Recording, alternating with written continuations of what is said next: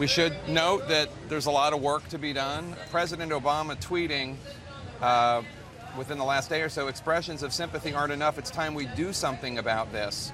And President Obama seems focused on further restrictions on access to guns, especially for people like this racist terrorist whose name I'm not using. But there will be a day, Mayor Riley, when I interviewed him earlier, said they have 9 people to bury first. Yeah, right. But there will be a day that people start debating legislative prescriptions or beyond. Obviously, racism is not something that can be solved with legislation. Well, that's true, and frankly, the country is actually already united on some common sense reforms and background checks, those sorts of things. I'm not sure that those legislative reforms would necessarily have prevented what we just saw. And so, on the one hand, there is this need to tighten up some of these laws and to be smarter about how we proceed.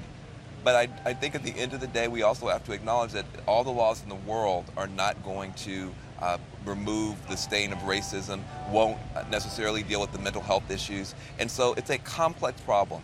And I hope that we don't get so hung up on this reform or that reform. Let's just pass all the reforms we agree on. Frankly, the majority of Republicans want some reforms, but let's not take our eyes off the ball. What's happening out here today is equally important to get us to a better place. And Dr. Moore, you don't think that further restrictions on access to guns is necessarily the answer here? Well, I agree with Van. It would not have prevented what happened here right now. I think we can have that debate, and it's already a very fractious debate in American society. We can continue that, but I think there are deeper issues here, and we need to get at them.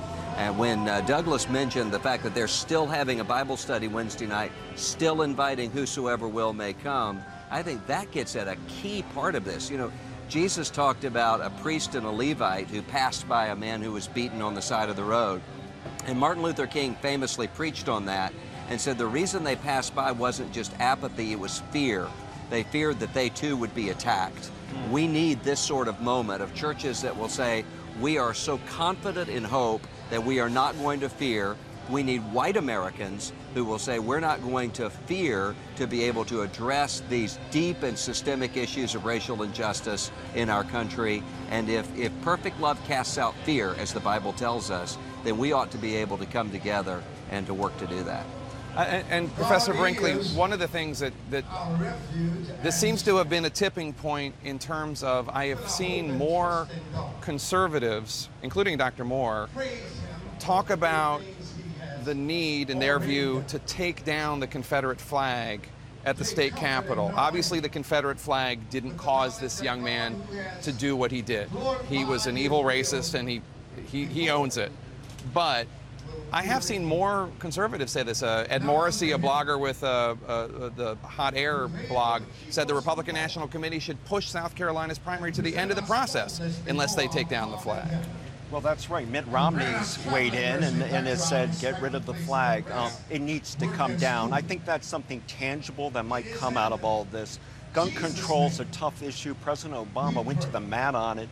It's a divisive issue in the country. But the flag now, you know, it belongs in a museum. I think you can still have a Civil War memorial there on the grounds. But it's that flag yesterday, of Confederate flag, waving in the wind in the sun when all the other flags were at half-mast.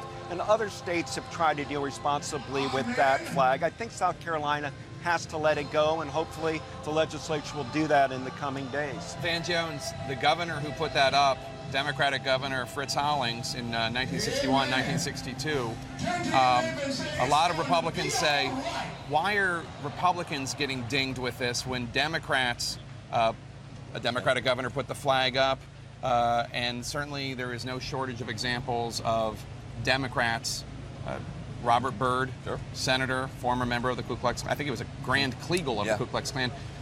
I'm not comparing it at all, but even Governor Clinton, Bill Clinton, who when he was a governor and when he was president, very few would doubt his commitment to racial justice. But even when he was governor, he took actions to honor the Confederacy. Yeah. Well, first of all, I think that both political parties have played footsie with this for too long.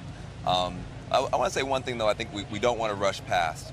I'm a Southerner, born in Tennessee. My family's from the South. There is a sense as a Southerner that we are put down, that we are looked down upon, that this is a region of the country. If you want to show somebody stupid, have them talk with a Southern accent on television. And so there is a sense of regional pride here that needs to be honored and needs to be respected. That flag, though, is the wrong symbol for regional pride. And so we've got to, at the one hand, honor the fact that there is a sense of aggrievement that we have as Southerners, but that flag, when you have neo-Nazis in Germany who are not allowed to fly the swastikas, who instead fly the Confederate flag, that means we need to put it in a museum.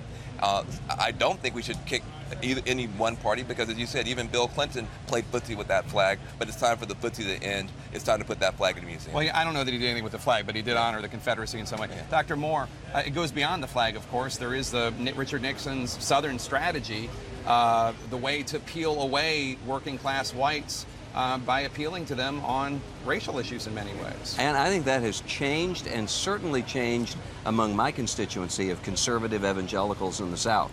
And so I think sometimes presidential candidates and others, when they think of evangelicals, they think of some TV evangelists from the 1970s, and they don't recognize that conservative evangelicals are deeply committed to racial reconciliation and racial justice. They were marching with Martin Luther King. Well, yes, and right now committed to the fact that these are our brothers and sisters in Christ. This is my family over here across the street.